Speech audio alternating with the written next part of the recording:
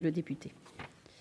La prochaine question est posée par Monsieur Christophe Arande à Madame la ministre de la Cohésion des Territoires et des Relations avec les collectivités territoriales. La parole est à Monsieur Christophe Arande. Merci Madame la Présidente. Monsieur le ministre, auprès de la ministre de la Cohésion des Territoires et des Relations avec les collectivités territoriales en charge des collectivités territoriales. Le 29 octobre dernier, le gouvernement et les élus d'Alsace ont annoncé leur volonté de créer la collectivité européenne d'Alsace en adoptant une déclaration commune. En Européens convaincus, nous ne pouvons que saluer la volonté de ce territoire frontalier. Vous savez, Monsieur le ministre, que depuis leur résolution commune du 22 janvier dernier, l'Assemblée nationale et le Bundestag se sont dotés d'un groupe de travail franco-allemand composé de 9 députés français et 9 députés allemands. L'une des missions de ce groupe de travail a été de faire des propositions pour le futur traité d'amitié franco-allemand, parfois appelé Élysée 2.0. Sur la question de la coopération transfrontalière, les nombreuses auditions d'élus, des territoires concernés, d'acteurs de la société civile ou encore d'organisations de coopération franco-allemande ont eu pour conclusion, notamment, de demander des compétences spécifiques et un droit d'expérimentation pour les collectivités transfrontalières existantes. Historiquement, Saarlor-Lux fut la première collectivité européenne transfrontalière intégrée créée en 1971. Cette entité a évolué avec l'ajout quelques années après de la Wallonie. Elle porte aujourd'hui le nom de Grande Région et constitue une véritable collectivité européenne transfrontalière intégrée de 4 pays européens. Elle s'est d'ailleurs dotée depuis plusieurs années d'une task force juridique propre et d'une université, une IGR. Au niveau franco-allemand, les collectivités concernées sont essentiellement les 3 eurodistricts, Strasbourg-Ortenau, Pamina et Sarre-Moselle. Si nous avons compris que le chef de fila évoqué dans l'acte de naissance de la collectivité européenne d'Alsace s'entend uniquement sur le périmètre de la nouvelle entité, nous tenons à rappeler avec énergie que la région Grand Est, tout entière, est terre de voisinage. C'est pourquoi nous vous demandons de nous rassurer sur l'octroi à l'ensemble des zones de voisinage, dont les eurodistricts, des mêmes prérogatives dont jouira la future collectivité européenne d'Alsace en matière de coopération transfrontalière. Je vous remercie. Merci Monsieur le député. La parole est à Monsieur le ministre, auprès de la ministre de la Cohésion des Territoires et des Relations avec les collectivités territoriales, donc chargé des collectivités territoriales, Monsieur Sébastien Lecornu. Merci Madame la Présidente, Mesdames, Messieurs les députés, Monsieur le député Christophe Arand.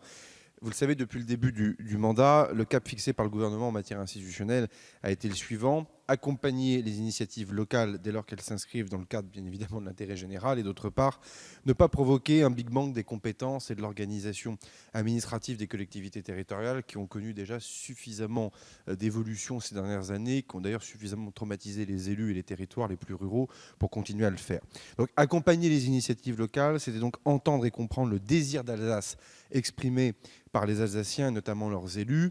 Et pour comprendre les attentes et créer les conditions d'un dialogue apaisé, le Premier ministre a demandé fin janvier au préfet de la région Grand Est, Jean-Luc Marx, de mener un exercice de concertation sur la question institutionnelle alsacienne et de lui faire part de ses propositions sous 2 réserves: que la région Grand Est, je commence à répondre à votre question, conserve son intégrité, et deuxième réserve, que les grands équilibres de la loi NOTRe soient respectés.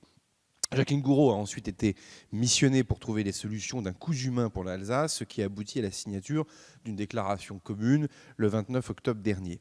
Je sais d'ailleurs que vous avez été reçu par la ministre et son cabinet à plusieurs reprises sur son sujet. Sur la coopération transfrontalière en tant que telle, sur le territoire alsacien uniquement, monsieur le député, il est confié à la collectivité européenne d'Alsace un chef de fila en la matière. Ainsi, la collectivité aura la capacité d'organiser l'action collective sans restreindre la capacité d'action des autres collectivités intéressées, sera chargée d'établir un schéma alsacien de coopération transfrontalière non prescriptif et établi en association avec l'ensemble des collectivités et des acteurs concernés, et aura la capacité enfin, en parfaite cohérence avec la stratégie régionale, de décliner un volet opérationnel sur les projets structurants en matière de mobilité, par exemple. Le Conseil régional Grand Est continuera, à travers le volet transfrontalier du schéma régional de développement économique, d'innovation et d'internationalisation, à jouer un rôle majeur en la matière. À ce titre, une représentation transfrontalière de la région par le tandem préfet de région, président du Conseil régional, Jean Rotner, sera expérimentée dans les tout prochains moments. Cette déclaration ne remet donc absolument pas en cause, monsieur le député, les points négociés dans le cadre du traité de l'Élysée. Je sais que vous y êtes attaché. Et surtout, elle n'ampute pas les autres collectivités, et notamment celle de Lorraine, de compétences ou de modalités d'action, ni en matière transfrontalière, ni en aucune autre matière d'ailleurs, puisque c'est la loi que vous avez votée qui s'applique, cela va sans dire. Les eurodistricts demeurent des outils très intéressants de coopération transfrontalière. En vertu du droit commun, ils pourront continuer à fonctionner puisqu'ils agissent par délégation de compétences de leur collectivité membres. Ce coût humain-là, bien évidemment, il faut qu'on le continue dans d'autres territoires, y compris d'ailleurs dans l'ancienne région Lorraine. C'est ce que je ferai dans les tout prochains jours, en tout cas au mois de janvier, avec le pacte Ardennes qui vient là aussi décliner une spécificité territoriale en écoutant bien évidemment les attentes des élus locaux. Voilà, monsieur le député, les précisions que je pouvais apporter à votre question. Merci, monsieur le ministre. Monsieur le député, vous avez la parole. Merci Madame la Présidente. Merci Monsieur le Ministre pour ces propos en tout point rassurants. Et je n'ai à ce stade-là qu'à vous assurer de mon soutien en tant que président du groupe de travail franco-allemand, en tant que député s'intéressant au traité de l'Élysée, à l'accompagnement sur le terrain que souhaite apporter le gouvernement au droit à la différenciation. Et nous serons amenés à en reparler, je pense, lorsque nous réouvrirons l'étude du projet de loi de modification de notre Constitution. Je vous remercie. Merci, monsieur.